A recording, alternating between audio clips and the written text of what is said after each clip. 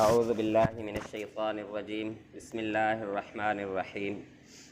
وَإِذَا طَلَّقْتُمُ النِّسَاءَ فَبَلَغْنَ أَجَلَهُنَّ فَلَا تَعْضُلُوهُنَّ أَن يَنكِحْنَ أَزْوَاجَهُنَّ إِذَا تَرَاضَوْا بَيْنَهُم بِالْمَعْرُوفِ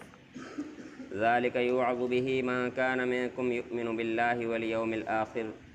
ذَلِكُمْ أَزْكَىٰ لَكُمْ وَأَطْهَرُ وَاللَّهُ يَعْلَمُ وَأَنتُمْ لَا تَعْلَمُونَ صدق اللہ العظیم۔ سورۃ البقرہ آیت نمبر 232۔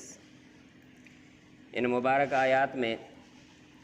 میاں بیوی کے آپس کے مسائل اور اختلافات اور ان کا حل، یہ مسائل ہم پڑھ رہے ہیں۔ پچھلی آیات میں ہم پڑھ چکے ہیں کہ اگر اصولوں کے مطابق اچھے طریقے سے جدائی ہوئی ہو پہلی بار یا دوسری بار، تو پھر اللہ تعالیٰ کی طرف سے اجازت ہے کہ میاں بیوی عدت کے اندر اگر صلح کر لیں تو بغیر نکاح کے آپس میں اکٹھے رہ لیں، لیکن اگر عدت گزرنے کے بعد صلح کرتے ہیں تو پھر نکاح کر کے آپس میں اکٹھے رہ سکتے ہیں۔ اور اس میں پھر جس طرح مرد کو اختیار دیا گیا ہے کہ اس کی مرضی ہے رجوع کرے یا نہ کرے، اسی طرح عورت کو بھی اللہ تعالیٰ نے اختیار دیا ہے کہ اگر اس کی چاہت ہو اپنے پرانے خاوند کے ساتھ رہنے کی، وہ فیصلہ کرے تو ٹھیک ہے، اگر وہ فیصلہ نہ کرے تو بھی اسے پریشان نہ کیا جائے، اس پر دباؤ نہ ڈالا جائے، دونوں صورتوں میں اس کی رائے کا احترام کیا جائے۔ جبکہ ہمارے ہاں بعض جگہ پہ یہ ہوتا ہے کہ عورت کسی لڑکے کے ساتھ یا مرد کے ساتھ نہیں رہنا چاہتی، لیکن خاندان والے اسے عزت کا مسئلہ بنا کر، اپنی شرافت کا مسئلہ بنا کر، خاندان کے واسطے دے کر پریشان اس کو کر کے دباؤ ڈال کے کہتے ہیں کہ بس تو ہر حال میں گزارا کر۔ اس کی اللہ تعالیٰ کی طرف سے اجازت نہیں ہے۔ اور بعض خاندانوں میں یہ دیکھا گیا ہے کہ جدائی ہونے کے بعد میاں بیوی کے آپس میں صلح ہو جاتی ہے، وہ اکٹھے رہنا چاہتے ہیں، لیکن اب خاندان والوں نے اسے ناک کا مسئلہ بنایا ہوا ہے، وہ ان کو اکٹھے ہونے نہیں دیتے۔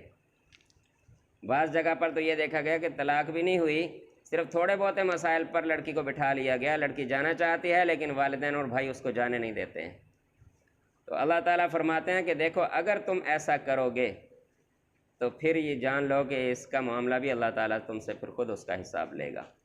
تمہارے لیے جائز نہیں ہے کہ تم پھر ان کو روک کے رکھو کہ اگر وہ نکاح کرنا چاہتی ہے، واپس اپنے پرانے خاوند کے پاس جانا چاہتی ہے اور تم اسے روک رہے ہو، تو یہ اللہ تعالیٰ کی طرف سے جو تمہیں ہدایات دی جا رہی ہیں تم اس کے خلاف کر رہے ہو۔ تو یہ اس مبارک آیت کا خلاصہ ہے۔ وَإِذَا طَلَّقْتُمُ النِّسَاءَ، جب تم عورتوں کو طلاق دے دی تم نے، فَبَلَغْنَ أَجَلَهُنَّ، اور انہوں نے اپنی عدت کو پورا کر لیا، فَلَا تَعْضُلُوهُنَّ أَن يَنكِحْنَ أَزْوَاجَهُنَّ إِذَا تَرَاضَوْا بَيْنَهُم بِالْمَعْرُوفِ، تو جب وہ دونوں آپس میں راضی ہو جائیں اچھے طریقے کے ساتھ رہنا چاہیں، تو پھر ان کو اب نہ روکیں نکاح کرنے سے،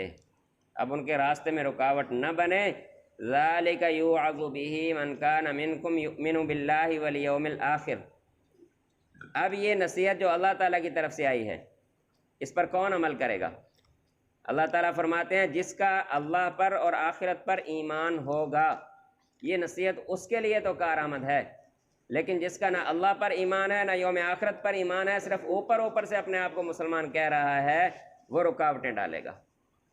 وہ رکاوٹ ڈالے گا، وہ بچی کو رخصت نہیں کرتے، بلا وجہ بٹھا کے بیٹھے ہوئے ہیں، کئی سال گزار دیتے ہیں، بچیوں کو بٹھائے رکھتے ہیں۔ اللہ تعالیٰ فرماتے ہیں ایسے لوگوں کا ایمان خطرے میں ہے، یہ اپنی آخرت میں اللہ کے سامنے پیش ہونے سے نہیں ڈرتے، یہ اللہ تعالیٰ سے نہیں ڈرتے۔ ذالکم ازکیٰ لکم واطہر، تم اس چیز سے بچو، ان کے راستے میں رکاوٹیں نہ ڈالو، یہی تمہارے لیے بہتر ہے، تمہارے دلوں کی صفائی بھی، تمہارے ایمان کی پاکیزگی بھی اسی چیز میں ہے۔ واللہ یعلم وانتم لا تعلمون، اللہ تعالیٰ جانتے ہیں تم نہیں جانتے۔ دعا ہے کہ اللہ تعالیٰ ہمیں ہر معاملے میں اپنے اور اپنے نبی صلی اللہ علیہ وسلم کی اطاعت و فرمانبرداری کی توفیق عطا فرمائے۔ اپنے